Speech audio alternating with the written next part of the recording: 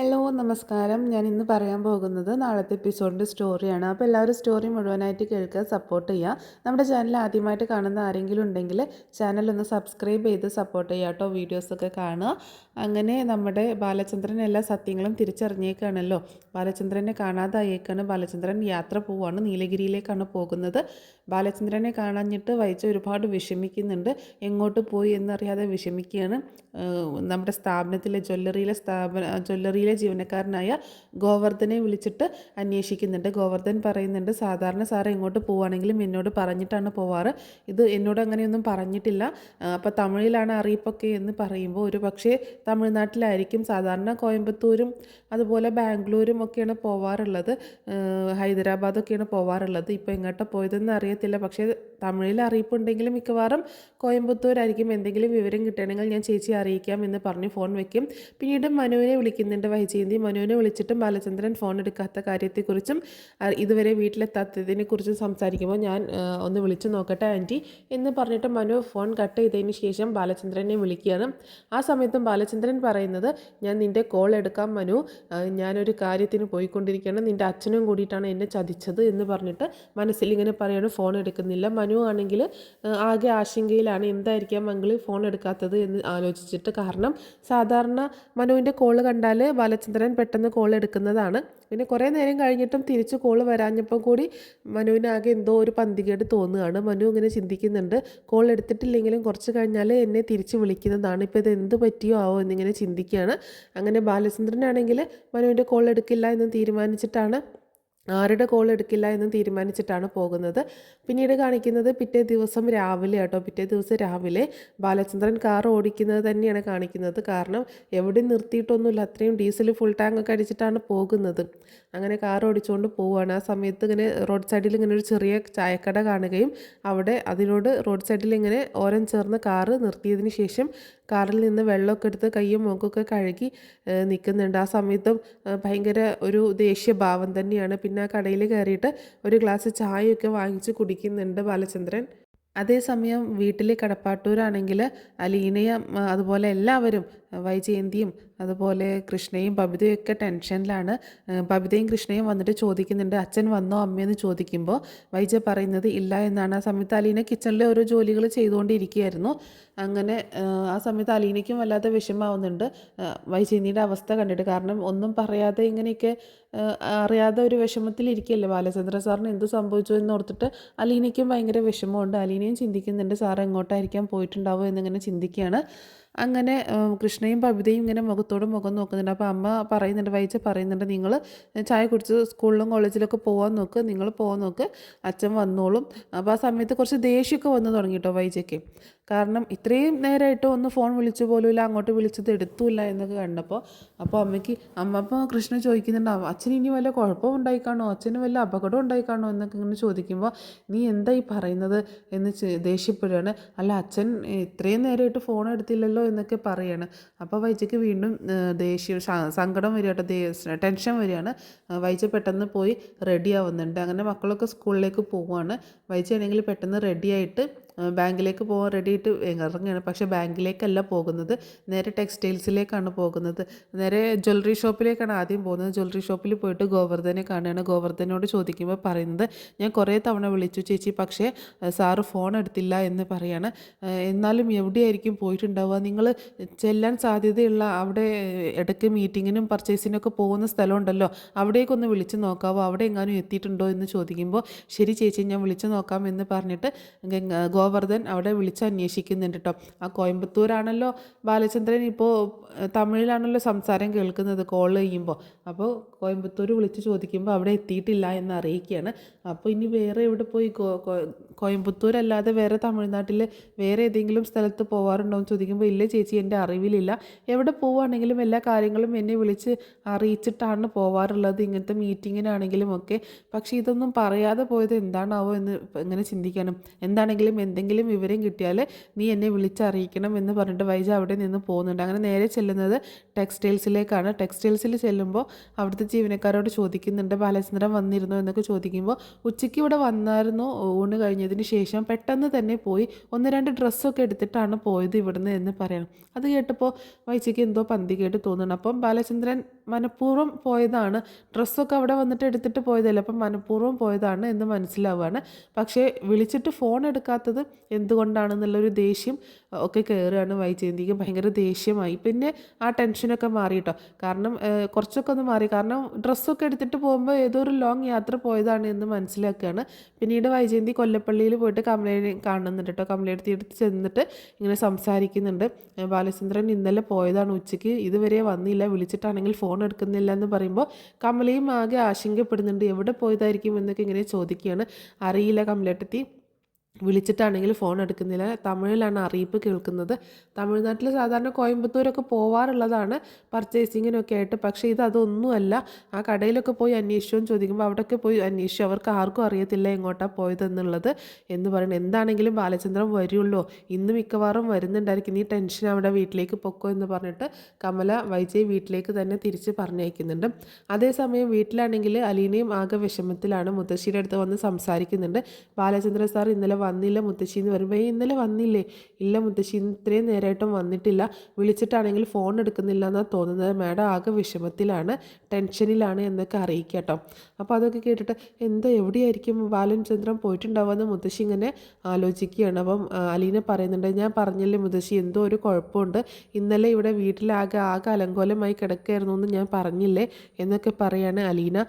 എന്നോട് പറയാതെ സാറ് പോവാത്തതാണ്, പക്ഷേ സാർ എന്നോട് പറയാതെ പോവുകയും ചെയ്തു എന്നൊക്കെ പറയുമ്പോൾ എന്തോ പന്തികേട് തോന്നുകയാണ് മുത്തശ്ശിക്കും. ആ സമയത്ത് മുത്തശ്ശി പറയുന്നുണ്ട്, മോളെ നീ മനുവിനെ ഒന്ന് വിളിച്ചേ, എനിക്ക് അവനോടൊന്ന് സംസാരിക്കാനാണ്, മനുവിനോട് പറഞ്ഞിട്ടുണ്ടായിരിക്കുമോ എന്നൊക്കെ ചോദിക്കുമ്പോൾ മനുവേട്ടനെ മാഡം വിളിച്ചിട്ടുണ്ടായിരുന്നു, മനുവേട്ടനെ അറിയില്ല എന്നാണ് പറഞ്ഞത് എന്ന് പറയാണ് അലീന. എന്നാലും നീ ഒന്ന് വിളിച്ചേ എന്ന് പറഞ്ഞിട്ട് അലീന മനുവേട്ടനെ വിളിക്കുന്നുണ്ട് കേട്ടോ. അങ്ങനെ മനു ഫോൺ എടുക്കുമ്പോൾ എന്താ അലീന എന്ന് ചോദിക്കുമ്പോൾ, മനുവേട്ട, ബാലചന്ദ്ര സാർ ഇതുവരെ വീട്ടിൽ വന്നില്ല, മനുവേട്ടനെ വിളിച്ചിട്ടുണ്ടായിരുന്നു എന്ന് ചോദിക്കുമ്പോൾ, എന്നെ ആൻറ്റി വിളിച്ചിട്ടുണ്ടായിരുന്നു ഇന്നലെ രാത്രി, പക്ഷേ ഇതുവരെ വന്നില്ലേ എന്ന് ചോദിക്കാൻ. ഇല്ല മനുവേട്ട, ഇതുവരെ വന്നില്ല, എവിടെ പോയതാണെന്ന് ഒരറിവോ ഇല്ല, ഇന്നലെ ഇവിടുന്ന് എന്നോട് പറയാതെയാണ് വീട്ടിൽ നിന്ന് പോയത്, എൻ്റെ കയ്യിൽ നിന്ന് ഒരു ലെമൺ ടീ ഒക്കെ വാങ്ങി കുടിച്ചിട്ടാണ് സാധാരണ പോവാറ്, എന്നിട്ട് വാതിൽ കുറ്റിയിടാനൊക്കെ പറയും, ഇന്ന് അതൊന്നും ഉണ്ടായില്ല, ഇന്നലെ അതൊന്നും ഉണ്ടായില്ല എന്ന് അലീന പറയുമ്പോൾ, അങ്കിളിന് എന്തോ ഒരു കുഴപ്പം സംഭവിച്ചിട്ടുണ്ട്, എന്തോ ഒരു കാര്യം അങ്കിളുടെ മനസ്സിൽ കയറിയിട്ടുണ്ട്, അതെനിക്ക് കുറച്ച് ദിവസമായിട്ട് ഫീൽ ചെയ്യുന്നതായിരുന്നു അങ്കിളിൻ്റെ സംസാരത്തിൽ എന്ന് മനു പറയാണ്. എന്താ മനുവേട്ടൻ അങ്ങനെ പറഞ്ഞതെന്ന് ചോദിക്കുമ്പോൾ, എനിക്കറിയില്ല എന്താണെന്നൊന്നും, പക്ഷേ അങ്കിളുടെ പെരുമാറ്റത്തിൽ എന്തോ ഒരു കാര്യം ഉള്ളതായിട്ട് എനിക്ക് തോന്നിയിട്ടുണ്ട് എന്ന് പറയണം. എന്താണെങ്കിലും നോക്കാം, ഇന്നുകൂടി നമുക്ക് നോക്കാം എന്ന് പറയാണ്. അതേ മുത്തശ്ശി ചോദിക്കുന്നുണ്ടെന്ന് പറഞ്ഞിട്ട് ഫോൺ മുത്തശ്ശിക്ക് കൊടുക്കുകയാണ്. മോനെ മനു, നീ എവിടെയാ? ഞാനിവിടെ എറണാകുളത്താണ് മുത്തശ്ശി, നിന്നെ അവനെങ്ങാനും വിളിച്ചിരുന്നോ മോനെ ചോദിക്കുമ്പോൾ, ഇല്ല മുത്തശ്ശി, ഞാനൊന്ന് അന്വേഷിക്കാം, മുത്തശ്ശി വിഷമിക്കണ്ട, ഇന്നുകൂടി അങ്കിള് വന്നില്ലെങ്കിൽ നമുക്ക് എന്താ വേണ്ടതെന്ന് വെച്ചാൽ ചെയ്യാം എന്നൊക്കെ പറയാണ് മനു. അങ്ങനെ ഫോൺ കട്ട് ചെയ്യുന്നുണ്ട്. അതേസമയം കാണിക്കുന്നത് ബാലചന്ദ്രൻ ഇങ്ങനെ നമ്മുടെ ഗംഗാധര മേനോൻ്റെ വീട്ടിലേക്ക് എത്തുന്നതാണ്. നീലഗിരിയിൽ അദ്ദേഹം ഭാര്യ താമസിക്കുന്ന വീട്ടിലേക്ക്. മക്കളൊന്നുമില്ല കൂടെ, അവരൊക്കെ അവരുടേതായ ജോലിയും കാര്യങ്ങളൊക്കെ ആയിട്ട് നിൽക്കുകയാണ്. ആ വീട്ടിൽ ഗംഗാധര മേനോനും അദ്ദേഹത്തിൻ്റെ ഭാര്യയായ മാലതിയും മാത്രമാണ് താമസിക്കുന്നത്. അങ്ങനെ അങ്ങോട്ടേക്ക് എത്തുമ്പം ഡോറ് തുറക്കുമ്പോൾ തന്നെ ബാലചന്ദ്രനെ കണ്ട് ഭയങ്കര സന്തോഷം തോന്നുകയാണ് ഗംഗാധരന്. പക്ഷേ ബാലചന്ദ്രൻ്റെ മുഖത്ത് അത്ര വലിയ സന്തോഷമൊന്നുമില്ല, കുറച്ച് കടുപ്പം തന്നെയാണ്. ഭയങ്കര സന്തോഷത്തോടു കൂടിയിട്ടാണ് സ്വീകരിക്കുന്നത്. ബാലചന്ദ്ര, നീയായിരുന്നോ, എന്താ ഒരു മുന്നറിയിപ്പില്ലാതെ പറയാതെയൊക്കെ എന്ന് ചോദിക്കുമ്പോൾ, പെട്ടെന്ന് വരേണ്ടി വന്നു അതാണ് എന്ന് പറഞ്ഞിട്ട് അകത്തേക്ക് കയറുന്നുണ്ട്. അകത്തേക്ക് ക്ഷണിക്കുകയാണ്, വാ കയറി വാ എന്ന് പറയട്ടോ. നീ തനിച്ചാണോ വന്നത്? വൈജയും മക്കളൊന്നും വന്നില്ലേ എന്ന് ചോദിക്കുമ്പോൾ, ഇല്ല ഗംഗേട്ടാ, ഞാൻ തനിച്ചാണ് വന്നത്, തനിച്ച് വരേണ്ട ഒരു ആവശ്യം ഉണ്ടായിരുന്നു, അവരെ കൂടി കൂട്ടിയിട്ട് വരേണ്ട ഒരു സാഹചര്യമല്ല എന്ന് പറയണം. എന്തു പറ്റി, നിനക്ക് എന്താ, നിൻ്റെ സംസാരത്തിലേക്ക് ഒരു വല്ലായ്മ എന്ന് ചോദിക്കുമ്പോൾ, എനിക്ക് കുറച്ച് കാര്യങ്ങൾ സംസാരിക്കാനുണ്ട് ഗംഗേട്ടനോട്, അതുകൊണ്ടാണ് ഞാൻ തനിച്ച് വന്നത് എന്ന് പറയണം. ആ സമയത്ത് മാലതി അങ്ങോട്ടേക്ക് വരുന്നുണ്ട്. ആ ബാലചന്ദ്രനായിരുന്നോ, എന്താ പെട്ടെന്ന് ഇങ്ങനെ വിശേഷിച്ച് എന്നൊക്കെ ചോദിക്കുമ്പോൾ, ഒരു വിശേഷമൊക്കെ ഉണ്ട്, വിശേഷമൊക്കെ ഉണ്ടാകുമ്പോഴല്ലേ അങ്ങോട്ടും ഇങ്ങോട്ടും പോകുന്നുള്ളൂ, ഇത് കുറച്ച് വലിയ വിശേഷമാണ്, അതുകൊണ്ടാണ് ഇങ്ങോട്ടേക്ക് വന്നത് എന്ന് പറയുമ്പോൾ മാലതിക്കും എന്തോ ഒരു പന്തികേട് തോന്നുകയാണ്. അപ്പോൾ മാലതി ചോദിക്കുന്നുണ്ട്, എവിടെ വൈജയും മക്കളൊന്നും വന്നില്ലേ, നീ തനിച്ചാണോ വന്നതെന്ന് ചോദിക്കുമ്പോൾ, അതേ ചേട്ടത്തി, ഞാൻ തനിച്ചാണ് വന്നത്, അവരെ കൂടി കൊണ്ടുവരുന്ന ഒരു സാഹചര്യം ആയിരുന്നില്ല, ഇതൊരു ടൂറും ഒരു പ്ലഷർ ട്രിപ്പൊന്നും അല്ല, അതുകൊണ്ടാണ് ഞാൻ അവരെ കൂട്ടാഞ്ഞത്, എനിക്ക് കുറച്ച് കാര്യങ്ങൾ ഗംഗേട്ടനോട് സംസാരിക്കാനുണ്ട്, അതുകൊണ്ടാണ് ഞാൻ വന്നത് എന്ന് പറയുമ്പോൾ, എന്താ ബാലേന്ദ്ര നീ ഇങ്ങനെയൊക്കെ പറയുന്നത്, എന്താ നിനക്ക് സംസാരിക്കാനുള്ളത്, നമുക്ക് ഞാൻ നാട്ടിലേക്ക് വരുന്നുണ്ട്, ആ സമയത്ത് സംസാരിച്ചാൽ പോരെ എന്നൊക്കെ ചോദിക്കുമ്പോൾ, പറ്റില്ല ഗംഗേട്ട, എനിക്ക് ഇപ്പം തന്നെ സംസാരിക്കാൻ വേണ്ടിയിട്ടാണ് ഞാൻ ഗംഗേട്ടൻ്റെ അടുത്തേക്ക് വന്നത്, എനിക്ക് കുറച്ച് കാര്യങ്ങൾ അറിയാനുണ്ട് എന്ന് പറയുമ്പോൾ ഗംഗാധര മേനോന് എന്തോ ഒരു പ്രശ്നമുള്ളതായിട്ട് തോന്നുകയാണ്. എന്താ നിനക്ക് അറിയേണ്ടത് നീ ചോദിക്കുക എന്ന് പറയുമ്പോൾ, അതിങ്ങനെ ധൃതിയിൽ ചോദിക്കാൻ പറ്റില്ല, ഗംഗേട്ടൻ വാ നമുക്ക് സംസാരിക്കാം എന്ന് പറയുമ്പോൾ, അല്ല ബാലേന്ദ്ര എനിക്ക് അത്യാവശ്യമായിട്ട് പോകാനുണ്ട്, ഒരു ഫംഗ്ഷൻ അറ്റൻഡ് ചെയ്യേണ്ടതുണ്ട്, അതിനായിട്ട് ഇറങ്ങുമായിരുന്നു ഞാൻ, അപ്പോഴാണ് നീ വന്നത് എന്ന് പറയട്ടോ. എന്നാൽ ഗംഗേട്ടൻ പോയിട്ട് വാ, എന്താണെങ്കിലും ഗംഗേട്ടനോട് സംസാരിച്ചിട്ടേ ഞാൻ പോകുന്നുള്ളൂ, എനിക്ക് ഗംഗേട്ടനോട് സംസാരിക്കേണ്ട അത്യാവശ്യമുണ്ട്, എന്താണെങ്കിലും ഗംഗേട്ടൻ പോയിട്ട് വാ, ഞാൻ ഇവിടെ തന്നെ ഉണ്ടാകും എന്ന് പറയാണ് ബാലചന്ദ്രൻ. അങ്ങനെ എന്താണെങ്കിലും ഇനി ബാലചന്ദ്രൻ സംസാരിക്കാതെ പോകത്തില്ല എന്ന് മനസ്സിലാവുകയാണ്, എന്തോ ഒരു കുഴപ്പമുണ്ടെന്ന് പറയാണ്.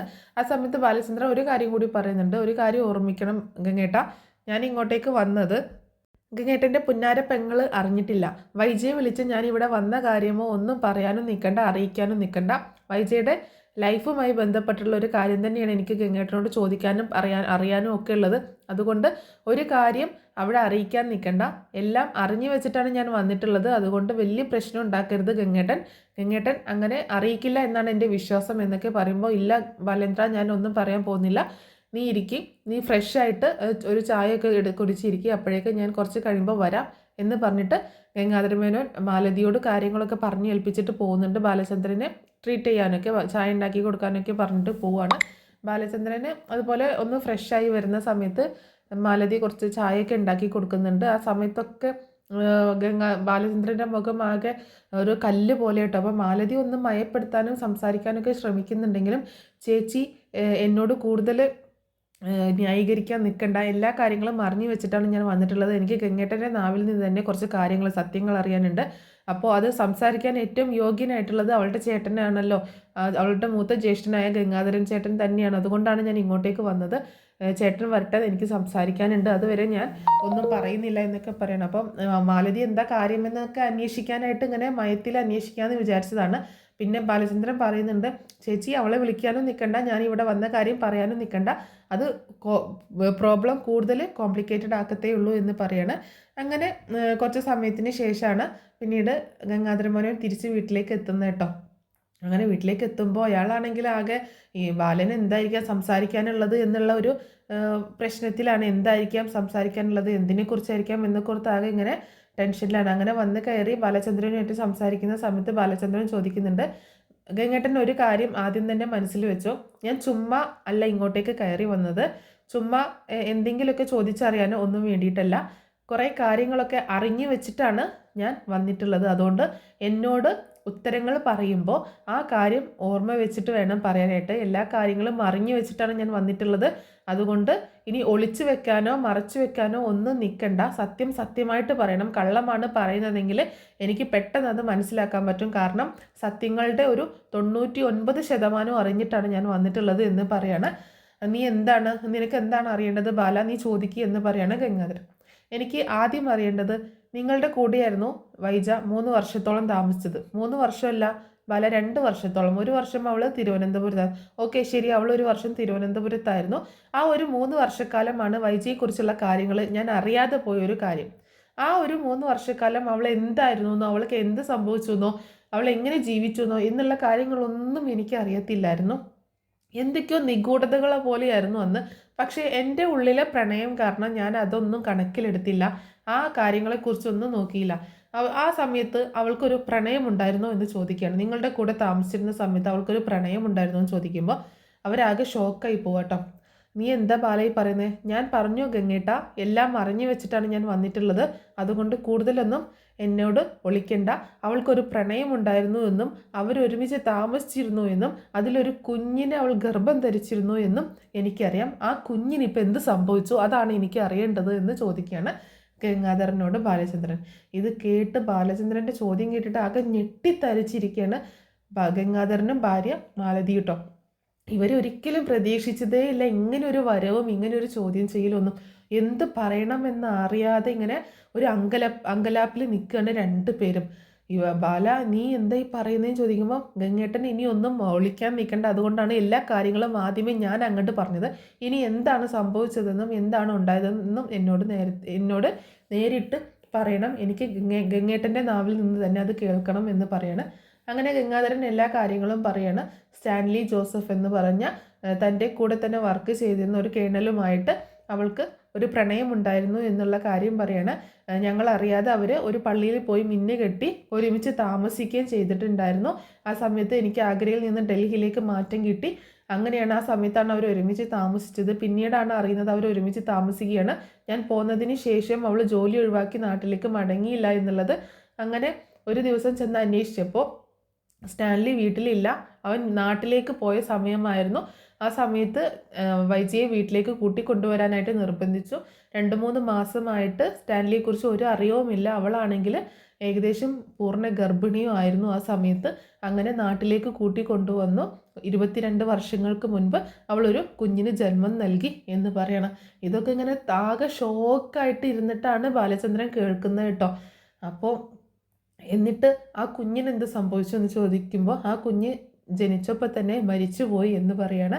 പ്രസവത്തിൽ തന്നെ ആ കുഞ്ഞ് മരിച്ചുപോയി എന്നാണ് പറയുന്നത് കേട്ടോ ഗംഗാധരമൻ. ബാലൻ ആ സമയത്ത് പറയുന്നുണ്ട്, ഗംഗേട്ടൻ എന്നോട് കള്ളം പറയാൻ നിൽക്കണ്ട, വെറുതെ കള്ളം പറഞ്ഞ് എൻ്റെ മുന്നിൽ ഇനിയും ചെറുതാവണ്ട, എന്താണ് ആ കുഞ്ഞിന് സംഭവിച്ചതെന്ന് പറയുമ്പോൾ ശരിക്കും ആ കുഞ്ഞ് ജനിച്ചപ്പോൾ തന്നെ മരിച്ചുപോയി ബാലചന്ദ്ര എന്ന് പറയണം. എന്നാലേ ഗംഗേട്ടൻ ഒരു കാര്യം കേട്ടോ, ഗംഗേട്ടൻ പറഞ്ഞ 22 വർഷം മുൻപ് മരിച്ചുപോയ ആ പെങ്കൊച്ചുണ്ടല്ലോ, ആ പെങ്കൊച്ച് വളർന്ന് 22 വയസ്സായ ഒരു പെൺകുട്ടിയായിട്ട് എൻ്റെ കൺമുന്നിൽ വളർന്ന് നിൽപ്പുണ്ട് എന്ന് പറയണം. ഇത് കേട്ടതും ഗംഗാധര മേനോൻ ആകെ ഷോക്കാവുകയാണ്. അപ്പോൾ വൈജയുടെ മകൾ എങ്ങനെ ബാലചന്ദ്രൻ്റെ മുന്നിലെത്തി എന്നുള്ള ഒരു ചോദ്യം അവിടെ ഉയരുകയാണ്. ആ സമയത്ത് ബാലചന്ദ്രൻ പറയുന്നുണ്ട്, അത് എന്താണ് എങ്ങനെയാണ് എന്നുള്ളതൊക്കെ നമുക്ക് പിന്നെ സംസാരിക്കാം, എന്താണെങ്കിലും എനിക്ക് ഇത്രയും കാര്യങ്ങൾ അറിഞ്ഞാൽ മതി. അപ്പോൾ ഗംഗാധരൻ ചോദിക്കുന്നുണ്ട്, എന്നാലും ആ കുഞ്ഞ് നീ എന്തായി പറയുന്നത് ബാലചന്ദ്രൻ ചോദിക്കുമ്പോൾ, അതേ ഗംഗേട്ട, ഞാൻ പറഞ്ഞത് സത്യമാണ്. എൻ്റെ വീട്ടിൽ ജോലിക്കാരിയായിട്ട് ആ പെൺകുട്ടിയുണ്ട്. അവളുടെ പേര് അലീന എന്നാണ്. അലീന എന്ന പേരിൽ അവൾ എൻ്റെ വീട്ടിൽ ജോലിക്കാരിയായിട്ട് വന്നിട്ടുണ്ട്. നിങ്ങളുടെ അച്ഛൻ തന്നെയാണ് അവളെ വീട്ടിലേക്ക് കൂട്ടിക്കൊണ്ടുവന്നത്. എന്താണ് സംഭവിച്ചതെന്നൊക്കെ ഉള്ള കുറേ ഡീറ്റെയിൽ ആയിട്ട് തന്നെ പറയാനുണ്ട്. പക്ഷേ ഞാൻ ഇന്നലെ വീട്ടിൽ നിന്ന് പറയാതെ പോകുന്നതാണ്. ആർക്കും അറിയത്തില്ല ഞാൻ ഇങ്ങോട്ടാണ് പോകുന്നതെന്ന്. എനിക്കിന്ന് തിരിച്ചു പോയേ പറ്റത്തുള്ളൂ. അതുകൊണ്ട് ഇനി ബാക്കി കാര്യങ്ങളൊക്കെ നമുക്ക് പിന്നീട് സംസാരിക്കാം. അത് മാത്രമല്ല, എനിക്ക് അയാളുടെ ഡീറ്റെയിൽസ് വേണം. സ്റ്റാൻലിൻ ജോസഫ് എന്ന് പറഞ്ഞില്ലേ, അയാളുടെ ഡീറ്റെയിൽസ് വേണം, അഡ്രസ്സും ഫോൺ നമ്പറും ഒക്കെ വേണം എനിക്ക്. ഗംഗേട്ടൻ അത് തരണം എന്ന് പറയുമ്പോൾ, അത് എന്തിനാ ബാലചന്ദ്ര, ഇനി അതൊക്കെ കഴിഞ്ഞ കാര്യങ്ങളല്ലേ എന്ന് ചോദിക്കുമ്പോൾ, അതൊക്കെ നിങ്ങൾക്ക് കഴിഞ്ഞ കാര്യങ്ങളാണ്, ഇതൊക്കെ എനിക്ക് പുതിയ കാര്യങ്ങളാണ്. അതുകൊണ്ട് എനിക്ക് അതിൻ്റെ ബാക്കി കാര്യങ്ങളൊക്കെ അന്വേഷിക്കണം എന്നൊക്കെ പറയണം. അങ്ങനെ അയാൾ അതൊക്കെ കൊടുക്കുകയും ചെയ്യുന്നുണ്ട്. ആ സമയത്ത് ഗംഗാധരൻ പറയുന്നുണ്ട്, ഞാൻ നാട്ടിലേക്ക് വരുന്നുണ്ട്, നമുക്കൊന്ന് മീറ്റ് ചെയ്യാം എന്ന് പറയുമ്പോൾ, നമുക്ക് മീറ്റ് ചെയ്യാം, പക്ഷെ മറ്റാരും കാണരുത്, നമ്മൾ മാത്രം മതി സംസാരിക്കാനായിട്ട്. അതുപോലെ ആ സമയത്ത് വേണം എനിക്ക് ആ സ്റ്റാൻലിൻ ജോസഫിനെ കാണാനായിട്ട്. അപ്പോൾ നമ്മൾ മാത്രം മതി, വേറെ ആരും കാണരുത്, ഞാനും ഗംഗേട്ടനും സ്റ്റാൻലിൻ ജോസഫും മാത്രമായിട്ട് നമുക്കൊന്ന് മീറ്റ് ചെയ്യണം എന്ന് പറയണം ബാലചന്ദ്രൻ. അങ്ങനെ ബാലചന്ദ്രൻ പിന്നീട് അവിടെ നിന്ന് തിരിച്ചു പോരുകയാണ്. പക്ഷേ ബാലചന്ദ്രൻ പോരുന്ന മുൻപ് തന്നെ അവരോട് പറയുന്നുണ്ട്, ഞാനിവിടെ വന്ന കാര്യം ഒരിക്കലും നാട്ടിൽ വിളിച്ച് അറിയിക്കരുത് എന്നുകൂടി പറയുന്നുണ്ട്. അവരത് അംഗീകരിക്കുകയും ചെയ്യുന്നുണ്ട്. കാരണം അങ്ങനെ എങ്ങാനും പറഞ്ഞു കഴിഞ്ഞാൽ പിന്നെ കുടുംബം തകർന്നു പോകും എന്നുള്ളത് അവർക്ക് മനസ്സിലായതുകൊണ്ട് അവർ അംഗീകരിക്കുകയാണ്. അങ്ങനെ ബാലചന്ദ്രൻ പോയതിന് ശേഷം മാലതി ആണെങ്കിൽ ഗംഗാധരനെ ഭയങ്കരമായിട്ട് ഇങ്ങനെ നിർബന്ധിക്കുകയാണ്. ഇവിടെ ബാലചന്ദ്രൻ വന്നതും എല്ലാ കാര്യങ്ങളും അറിഞ്ഞതും വൈജയെ വിളിച്ച് അറിയിക്കണം എന്ന് പറയുമ്പോൾ, അത് വേണ്ട, അത് പറ്റത്തില്ല, അത് കൂടുതൽ ഇഷ്യൂകൾ ഉണ്ടാക്കും എന്ന് പറയുമ്പോൾ മാലതി സമ്മതിക്കുന്നില്ല. എന്നാൽ ഞാൻ വിളിച്ച് പറഞ്ഞോളാം, ചേട്ടൻ വിളിക്കുന്നില്ലെങ്കിൽ ഞാൻ വിളിക്കാം എന്ന് പറയുമ്പോൾ, അത് വേണ്ട, അത് അവരുടെ കുടുംബ ജീവിതത്തെ കൂടുതലായിട്ട് ബാധിക്കും. തൽക്കാലം ബാലചന്ദ്രൻ ഈ അറിഞ്ഞ കാര്യങ്ങൾ അറിഞ്ഞു എന്നുള്ളത് വൈജ അറിയാതിരിക്കുന്നതാണ് നല്ലത്. പിന്നീട് വൈജ എങ്ങനെയാണ് പെരുമാറുക, എന്താണ് ചെയ്യുക എന്നൊന്നും നമുക്ക് പറയാൻ പറ്റത്തില്ല. ബാലചന്ദ്രൻ എല്ലാം മനസ്സിലാക്കി എന്നറിഞ്ഞു കഴിഞ്ഞാൽ ഒരു പക്ഷെ അവൾ ആത്മഹത്യ വരെ ചെയ്തേക്കാം. അതുകൊണ്ട് അതിൻ്റെ ആവശ്യമില്ല, നീ അതിന് നിൽക്കണ്ട എന്ന് തന്നെ പറഞ്ഞ് മാലതിയെ തടയുകയാണ്. അങ്ങനെ ബാലചന്ദ്രൻ തിരിച്ചു വരികയാണ്. അങ്ങനെ അതിന് ശേഷമാണ് പിന്നീട് കുറേ സംഭവങ്ങൾ നടക്കുന്നുണ്ട്. നാട്ടിലെത്തിയതിന് ശേഷം പ്രമോല കാണിച്ചതുപോലെ തന്നെ ബാലചന്ദ്രൻ വൈജയന്തിയും അലീനയും കൊല്ലാനായിട്ടൊക്കെ തോക്ക് ചൂണ്ടുന്നുണ്ട്. അതിൻ്റെയൊക്കെ സത്യാവസ്ഥ എന്താണ്, പിന്നീട് വൈജയന്തിക്ക് എന്ത് സംഭവിച്ചു, അലീനയ്ക്ക് എന്ത് സംഭവിച്ചു, ബാലചന്ദ്രൻ എന്താണ് സംഭവിക്കുന്നത് എന്നുള്ള കാര്യങ്ങളൊക്കെ ഉടനെ തന്നെ ഒരു സ്റ്റോറിയായിട്ട് ഞാൻ പറഞ്ഞ് അപ്ലോഡ് ചെയ്യുന്നതായിരിക്കും.